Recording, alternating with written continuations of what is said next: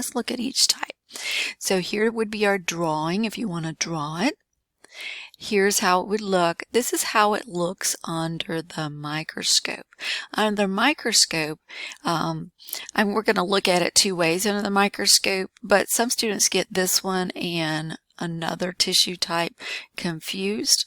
So let me try to get my pen over here so I can draw. Oops, not back to that. Get my pen over here. So if your eyeball was here and you were looking down on this, it would look like a dirty tile floor. That's what it looks like to me. And these are nuclei. Now what happens is when they take a slice, it's very thin, so sometimes they get multiple layers in there, so sometimes you can't see the single nuclei there. But the one that looks like a dirty tile floor is going to be the simple squamous epithelial tissue. And we're going to be looking at the apical side, which is what I'm looking at here. So if you were just basically, if you think of tile, instead of looking the side view, looking straight down, that's what it would look like, just a single layer. So here's another one. Please don't memorize the stain colors because I can make these stain colors anything. So we're just looking at it. This one's a purple tile floor. This is how it would look if we look at it on a side view. This is not the way I'm going to give it on the practical for lab. I'm going to give it more this view because this is going to confuse you with another tissue type. All right, so where do we find them? Well, there's multiple places, but this is the place that I need you to know for both lecture and lab. You find it in the alveoli of your lungs, and what those are, at the ends of your lungs, you have these little air sacs. And so these little air sacs, it kind of looks like grapes or something. They diffuse the carbon dioxide and the oxygen. It is diffusion, meaning it doesn't require any energy. And so it needs to be very thin layer, flat, thin layer, so that the CO2 and oxygen can go back and forth. This is the model in lab. This is just showing the side. So this would be on the lung model, and this is where we would find that tissue in the alveoli of the lungs. All right, our next type, can you see, is still kind of flat looking. This is the stratified squamous epithelial tissue. Now, this is skin, so you're going to see this. This is actually your epidermis. Can you see this basal membrane here going on? So down here is all connective tissue land we've got going on here. So this confuses students because down here you can see those do not look flat, but as you get up here, they do look flat. Well, this tissue is always named based on the apical side, and again, keeps going back on me. So the tissue is always named based on the apical side. Let's do this one. And so this is the surface, so that's that apical side there, because it's facing the out. And so they are flat and multiple layers. We find this in your epidermis of your skin. All right, stratified squamous epithelial tissue can be found in the epidermis of your skin. So you're looking at the skin model here, and this big wave, this papillary thing we've got going on here, is that basement membrane. So everything up there, even this craziness here, when we do integumentary system, we'll talk about what's going on in all these layers. But this is called your epidermis, and all of this is the stratified squamous epithelial tissue. So that's where that's found. Again, we need it to be multiple layers, and we need it to be flat so we can keep us protected from like things getting in us, and also waterproof us. So that's kind of important characteristic of that. So our next one is the simple cuboidal, and simple cuboidals are just cube shapes, and they're mostly found in surrounding lumens. So can you see There is the cube shape. There are only one. All this craziness going on out here is all epithelial tissue, connective tissue land here. Here's our lumen, and this would be the apical side. This is the basement membrane going on here. That's a better line one. So there, where that red line is where the basement membrane is.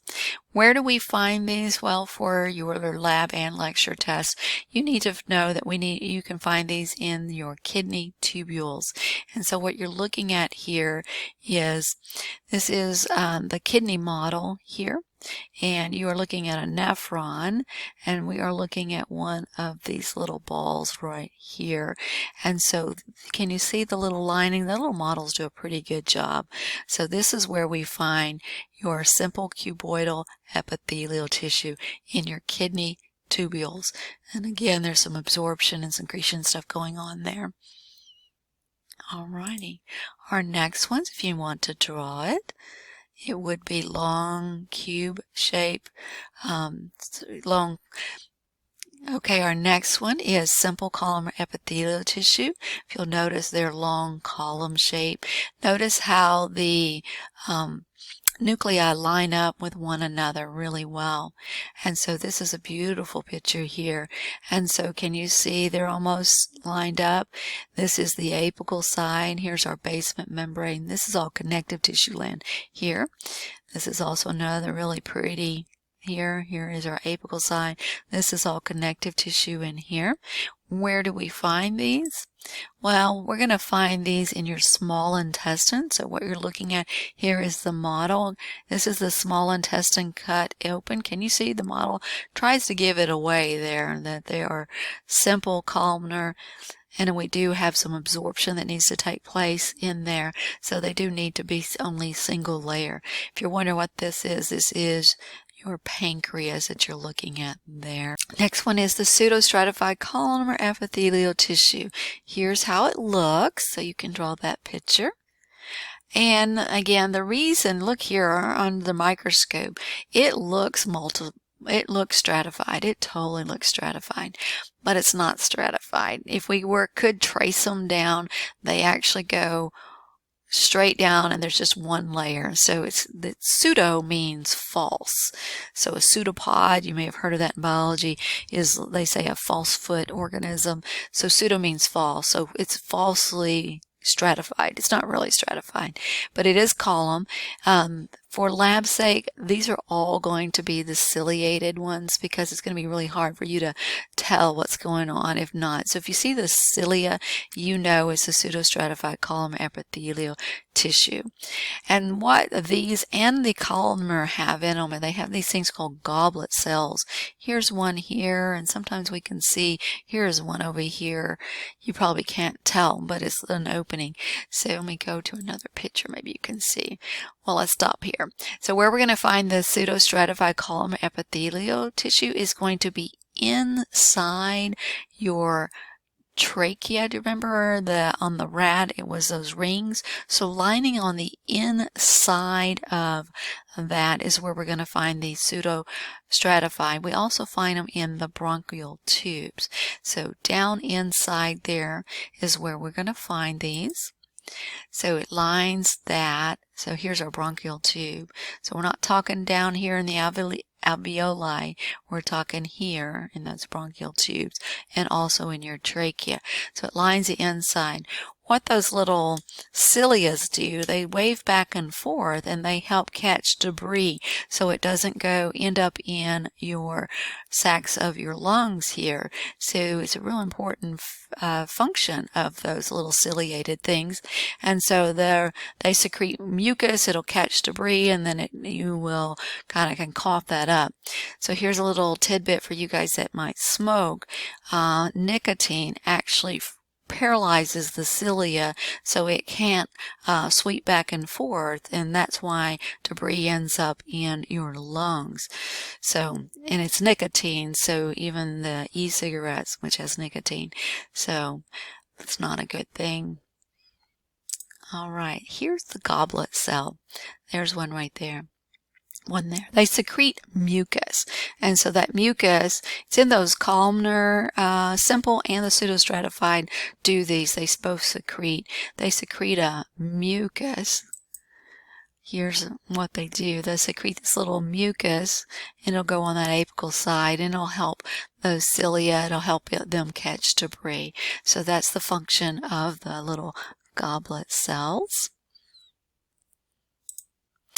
And then we come to our last but not least. These are called transitional epithelial tissue. These are going to be found in your bladder. And the reason they're called transitional is because they can change shape. Okay, so what you're looking at, here's a bladder. So there's your kidneys, and there's your tubes leading to your kidneys. So in lining your bladder, you will find the transitional epithelial tissue. Now think of it, it's kind of like a balloon. When you fill a balloon up with water, it stretches. So this tissue has to be able to stretch when your bladder is full. But when your bladder is empty, it can go back. So what you're looking at here is an empty bladder. Some students say it looks kind of like a flower or something. They call it billowy. It's very billowy looking. So I will give it to you in an empty bladder, which is the way this looks, because the other, when it's a full bladder, it kind of can be misleading. So here's a full bladder, here's an empty bladder. See how full and fluffy they look? And then an empty bladder, they flatten down, kind of like when a balloon is full, it's stretched. So if we were to stretch these so that the bladder could fill up, that is the transitional epithelial tissue. And that covers all of our 4 main types of epithelial tissue.